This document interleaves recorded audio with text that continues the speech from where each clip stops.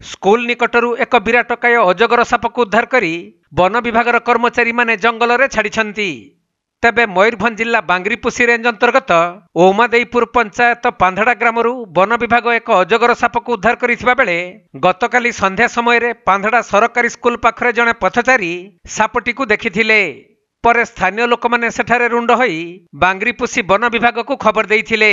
तेणु वन विभाग स्नेक उद्धारकारी दल आसी सापटी को उद्धार करी संरक्षित जंगल में छाड़ी देइछंती। सेपटे उद्धार होइथिबा अजगर सापटीर लंब प्राय 7 फुट हेबो बोली सूचना मिलिछि।